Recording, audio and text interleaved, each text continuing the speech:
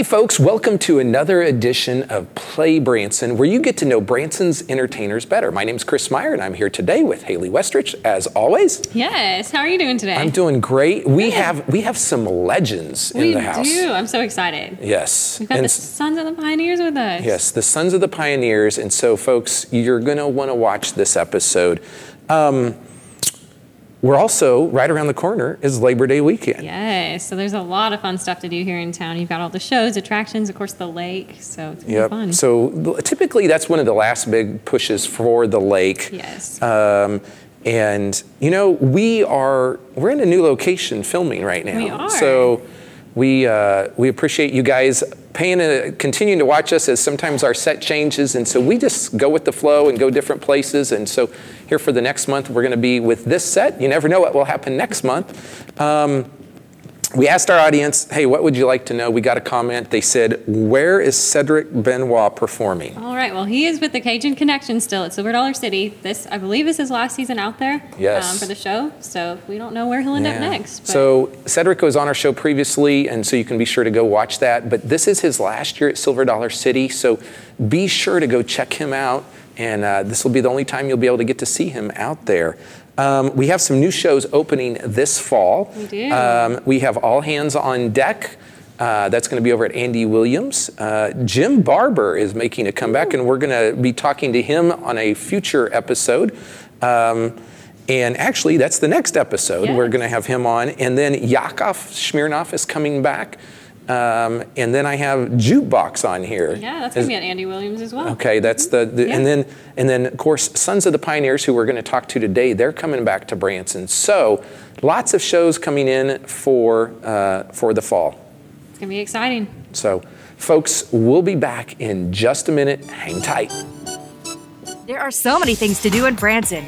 You need help planning and booking all your fun. You need iBranson.com. You can find everything Branson has to offer from your computer, tablet, or cell phone. You can even buy tickets online or talk to one of their friendly Branson travel specialists. There's no sales pitches, no delivery fees, no service fees, and no waiting. It's fast and easy. Find your fun at iBranson.com. Do it all online or call 877-ENTERTAIN. That's 877-368-3782.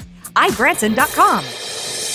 Hey folks, welcome back to Play Branson, and today I am with two guys that are part of really a legendary group, Tommy Nally and John Fullerton. Welcome to the show, guys. It's good to have you here. Good to be here, Chris. Thank you for having us. And so the Sons of the Pioneers have an incredible, rich history. And so let's talk about that a little bit. We're going to talk a little bit more about the show because you guys are coming back to Branson. Mm-hmm. But talk to us a little bit about your history and then the history of the Sons of the Pioneers. Well, I guess this started in 1934. Wow. And through the years, it never has stopped. It's been continuous. As one person retired, they replaced him. And it's just been wonderful. We love playing the music. It's fun to play. It's fun to listen to. And John, tell them some history there. Well, it really was centered around two things. 3-part harmony vocals and songwriting. And when the original group started in the early 30s, they brought the full package to the plate. Bob Nolan and Tim Spencer, along with Roy Rogers, who back then was Len Sly, they all met up in Los Angeles, found a boarding house, paid $9 a week in rent, and locked themselves up perfecting this vocal trio sound. Bob had written poetry. And he spent some high school time in Tucson, Arizona, fell in love with that desert. Tim Spencer was a Missouri boy. And Tim got out there and fell in love with what was going on, and he takes up songwriting. So all of a sudden, they start coming up with this big saddlebag of material, all original, landed a job on the Warner Brothers radio station, and they were in business from then on. And those songs, they didn't realize at the time have just been classics. Yeah, you know. Yeah. And I think, and so you think about like the history there and the decades, but those songs have been really pretty timeless. Mm-hmm. Definitely. You know, and so you see how sometimes like musical styles will change, but man, I mean, I've seen the Sons of the Pioneers before, and you just end up recognizing a lot of the songs. So, several of them are in the Grammy Hall of Fame. Cool Water, Tumbling Tumbleweeds, you know, the classics. and they'll just be here forever. Yeah. And so how many people are in the Sons of the Pioneers today then? 5. There's 5 folks. And John, you're the newest member, is that right? I'm the rookie. You're the rookie. And so are you like brand new this season or? Yeah, I came on in January. First of the year. Yeah, Okay. First of the year. Okay. And so that's a pretty distinct honor because not a lot of people have been in it. That's right. I've reached my goal in life. Yeah. Yeah. And so before we even got here on the show, you were talking how you have kind of pursued this for a long time, and you have a musical background in your family. So talk a little bit Yes. about that. My grandparents had a gospel quartet, so I was raised around a sound that would be very similar to the Chuck Wagon Gang, who's another great gospel group that's got a rich heritage. My grandparents had that style of sound. And my grandmother grew up here at Reed Spring, Missouri, and they could get KWTO, which was the big radio powerhouse out of Springfield. And back then, the Pioneers were broadcast over KWTO from their shows out in California. They were broadcast here 2 and 3 days a week. And so the Pioneers was a household name to my grandmother and her brother and sisters. So they started learning all the Pioneers tunes and started singing together in the late 40s as a family band. And what a treasure it was for them. Yeah. But you mentioned you had a connection even with the Ball Knobbers, right? Yeah, my grandmother's daddy came up with this idea in the late 50s when Table Rock Dam was completed. They thought, here we've got this brand new dam and this new lake and nothing for folks to do at nighttime. Branson at that time was a fishing destination, and why don't we start us a show? And so my great-grandfather grabbed his son-in-law at that time and their family, and what are we going to call ourselves? Well, let's call ourselves the Bald Knobbers. And there's quite a deal behind that. That was after a vigilante group from the Civil War time frame. Yeah. And my great-grandfather thought, that's just a good name for a band. So here we are, the Bald Knobbers, still going all these years as Branson's longest-running continuous show. Yeah. And they just came out with a movie on the Ball Knobbers. There is. Not that long ago. I haven't seen it yet, but Tommy, it says here you're the trail boss of the group. So what does that mean? You keep everybody in line, or what does that mean? That means that I get to do everything that everybody else don't do. No, it's I'm in on the. We have people that book us, but I'm in with them on that. I'm in on the work with our bookkeeper, do a lot of the accounting, that kind of stuff, and make sure everybody knows where the hotel we're going to and where we're playing and. In this group, we have such great members that there's not much managing. Everybody chips in and does it, and it's a great team. Yeah, and it says that you kind of are almost the historian of the group, and you've kept that, and you have a lot of the. Well, I know a lot of it, but John here, he started memorizing stuff long before I did. So he knows a lot more than I do.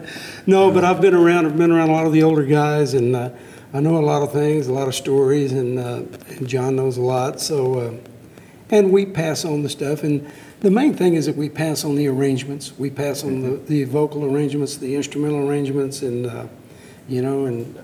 well, we used to do it this way. Now we can do it this way. We've done them all at different times, so everything is correct. It's just which way we like to do it, and it works out great. So are you guys based out of Branson now, or? Well, yes and no. Part of us live here pretty close to the Branson community. Our tenor vocalist lives in Marshall, Texas. Our fiddle player is based out of Seattle area. Okay. So we are a little bit scattered out. We travel a lot, and we meet at the jobs, and we'll rehearse, and we're in Branson this time for 7 weeks. Yeah, and I want to talk about that in a little bit in a second. But tell folks what role you guys actually play in the show. I've played several instruments over the years. Now I'm playing upright bass, and I sing. John plays rhythm guitar, and he's one of the trio singers. We have a lot of our songs have 3 parts. Some have 4 parts. Some have everybody's doing something. So. But John plays guitar and I play bass. Okay, awesome. So you got in because you stepped in to help fill in for the Sons of the Pioneers at one point, and was it drums or? Originally, when we first came to Branson, we thought we needed to play drums, but we eventually went back to our acoustic or our older format. Yeah. But. I originally got in, my older brother was in the group, and And I knew the guys, whenever I was traveling around the country, they used to stop in wherever I was playing and see me. And so I knew them, and the time came and they asked me to play. And I've loved it. So who's the longest member in the group now, and how long have they been in? Well, Ken's been in 20 years. I've been in about 15. Okay. And kind of stair steps down from there. So just one last question before we take our break. Like, do you as a group vote in who's the next, or does one person decide that, or how does that work? We kind of, if we know someone's going to be leaving, we kind of have ideas, and we kind of all agree on it. You all agree on it. Okay. I guess I always am interested how that happens. I have the final veto, but yeah, there you go. But I really trust, what the other guys say. So very cohesive group, very cohesive group. Folks, we'll be back in just a minute with more from the Sons of the Pioneers. The Holiday Inn Express, Green Mountain Drive. It's the perfect resort hotel for your next Branson stay. Check into one of our many room types. Then relax in the refreshing indoor pool and hot tub. Enjoy the free hot breakfast every day. For more information or to make reservations, call 800-321-7275. Hey folks, welcome back to Play Branson, and today I am here with a couple of the Sons of Pioneers. I'm here with Tommy and John, and we were just talking in the break that the Sons of the Pioneers has been going continuous, get this folks, for 84 years, and that's an incredible history. I'm like, that's longer than the Beach Boys. And you said it really has never stopped, and that's amazing. But you guys have been in Branson on and off for quite a long time, and so kind of talk about that, and then let's transition into what you're going to be doing this year. I think we first came to Branson in 1984, 85. 83 for a short time, then 84 is when it really started taking off. Yeah. And they've actually been here for 30 years. Some years just a few weeks at a time, but it's been here a long time. Yeah. And so this year you haven't been here yet performing, That's but correct. Coming up soon you're going to talk. So tell people a little bit about what's happening. We'll be doing a Chuck Wagon dinner show out at the Shepherd of the Hills Homestead Adventure Park, and that's going to begin September 11th. This will be 5 days a week. 4:15 in the afternoons when they'll start serving supper, and then we'll jump on stage at 5 and do a full 2-hour show, and everyone will be done around 7. It's convenient for folks who have 8 o'clock shows. Yeah. Tuesday through Saturday. Yeah, Tuesday through Saturday. So people can go eat, go see your show, and then if they want, they can actually go to another show. They can actually go down to the Shepherd of the Hills play. Yeah, Okay. Still be going several nights a week. Or another show in town, sure. Yeah, and so out at the Shepherd of the Hills just recently took over new ownership, and they've been doing lots of really neat things out there to improve the facilities, to expand what's there. And so now, besides even shows, they've got 4-wheel rides, they've got zip lines, they've got, I don't know what that one thing is even called, but they got a bunch of stuff out there. And so I know a lot of people that have been out there for a long time are really excited on the changes. Yes. And so where you guys are going to be performing, they're actually changing the facade of that even, right? Yes. That Pavilion Theater was built back in 2004, and the Pioneers was the first act to come into that. It was kind of custom built just for them at that time, and the group played there 10 years. And so now it's going through this nice upgrade, so it's going to be neat to be back. Yeah. So what kind of food can people, do you know what the menu's going to be? I don't think it's going to change. They have brisket, corn on the cob, apple cobbler, what else? That's a vegetable. Yeah.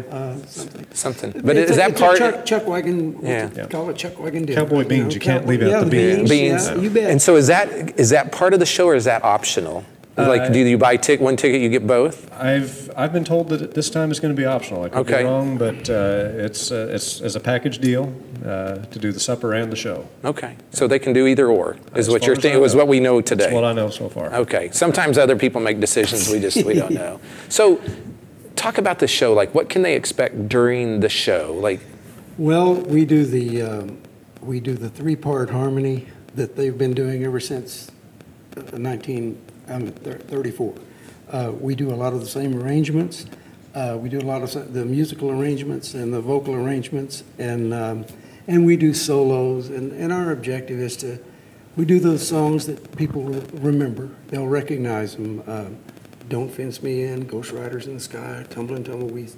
They'll hear the old favorites. Old favorites. Everything has a Western connection. That's always been our bag, you know. We still paint a picture of the American Western song. That's never changed. Is it all acoustic, or is there some electric instruments as well? Or Well, we have to play through, the ones that are acoustic are still mic'd, so we still have to go through a PA system because it's a pretty big place. And but we have that, it's got that sound. We use an upright bass and, you know, and no drums. So. Yeah. So would you call it Western? I mean, definitely. Yes, you call it Western music? As opposed to country. Yeah. So Definitely. it's I would describe it, if it were me, probably a clear, crisp sound. I don't know, that may not even make sense, but you can understand the lyrics, you can, all of that kind of stuff. What I always liked about this, it has nice chords to it. It has beautiful melodies that Bob Nolan and Tim Spencer wrote. They're nice songs. They're not just throw together songs that you know. They're just very well written and great lyrics and just a pleasure to sing. We never get tired of it. Sing the same songs every night and just can't wait to do it again. You know? How many songs or albums has Sons of the Pioneer done? Do you guys have any idea? We've got them all. We've got all of them. You want to go to the garage real quick? Come over to the house. Well over 40.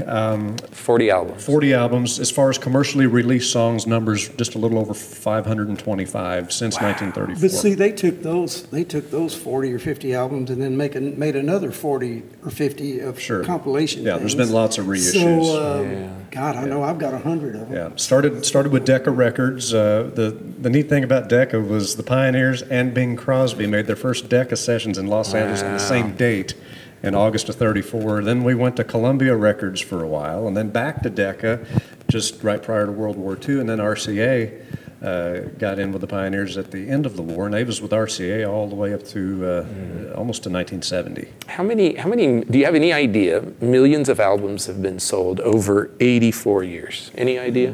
Got to be way into the hundreds. I can't count. Well, you can't, you mean how many have been sold? Well, like, I mean, you know, because everybody will say, hey, we sold 1 million records or whatever. Well, I'll tell you what, you look on eBay, there's albums that they've taken and released in Japan, Germany, all over the world. All over the world. So I don't know if you could count Yeah, them. I'm guessing. If I had to guess, I bet you it's over 100 million. Oh, definitely. Yeah, many millions. Likely beyond that. Yeah, and you know, of course, you guys know this, that the record and music industry and all of it has changed, and it's gotten a lot harder, but in some cases it's gotten easier to get music out there. But I'm sure you guys have seen some of those changes occur. Oh, yeah. So how many dates are you guys doing other locations? I mean, are you guys traveling all over the country or certain spots? In Canada. Canada? We just got back from Canada. We just did... we did 14 shows in 13 days. Wow. So but we've been... We've been almost coast to coast. Yeah. We're still on our world tour. So if somebody wanted to go, do you guys have a website someone can go to? www.sonsofthepioneers.org. Okay. And there's a schedule, there's a bios, there's history, and yes, and it shows a lot of places we've been and where we're going. Okay. So if somebody wants more information, folks, you can go to their website. Or as always, we tell people if you want to go get their tickets for out at the Shepherd of the Hills, you can go to ibranson.com where they have all the shows listed in town. Guys, it's been awesome to have you here. I love the history. We could probably talk about it all day. I hope you guys have a great fall season here in Branson, and welcome back. It's good to have you guys back performing in Branson. And thank you for having us. Yep, thanks, Chris. Appreciate it. Absolutely. Love having you guys here. So we'll be back in just a moment with more here on Play Branson.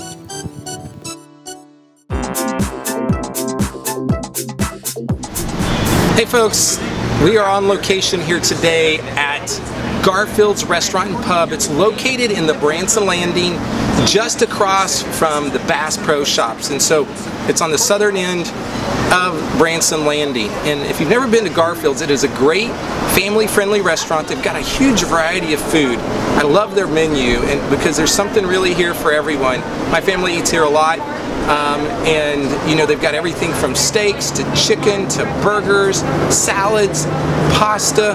Of course, they have awesome dessert, and I always say desserts, calories do not count on vacation.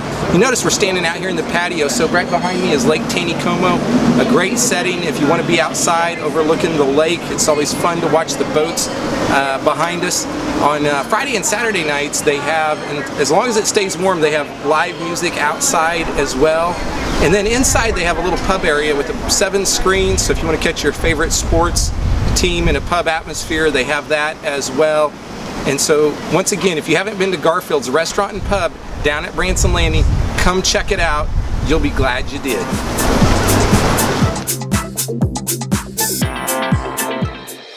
Welcome back to Play Branson. You just saw we were out at Garfield's. Have you ever eaten at Garfield's? I haven't. I want to, though. I eat there quite often. What's your favorite thing to get there? You know, they've got this platter that you can get it's almost like a combo. You can get a whole bunch of different items. I like that if I'm really hungry. Yes. But I've gotten like a variety of items there. And in fact, they have a lot of long-term servers there. When I go in, they actually know what kind of diet soda I drink.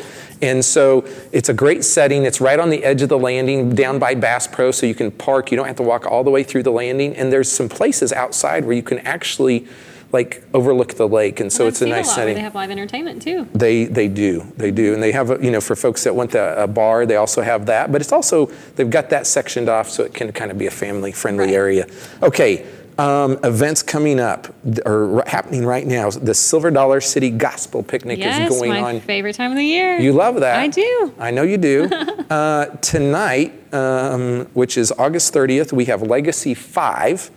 And then tomorrow we have the Booth Brothers. Yes. They're pretty popular. The Martins and the Taylors on Saturday, the Hoppers on Sunday, and the last day, Monday, which is Labor Day weekend, is Guy Penrod. Super excited about that one. Yeah, so if you like Southern Gospel, Silver Dollar City is the place to go this weekend. Now, we also have on August 31st, Gary Lewis and the Playboys, which is tomorrow night, out at the Welk Resort. So lots of different types of entertainment happening in Branson. Yes, so get out there and check it all out. And so next week, talk about our entertainer. Yeah, we've got another legend joining us. We've got Jim Barber with us. Yes, and so Jim has got a great history in Branson and even other places in that, and so you'll want to stay tuned for that episode next Thursday. Folks, if you haven't planned your Branson vacation, be sure to go to ibranson.com or call 1-877-ENTERTAIN. Those people can help plan your entire vacation. They don't add on those costly service fees like Ticketmaster, and you'll talk to local folks here in Branson that can give you great local advice. So thanks for watching, and we'll be back next week.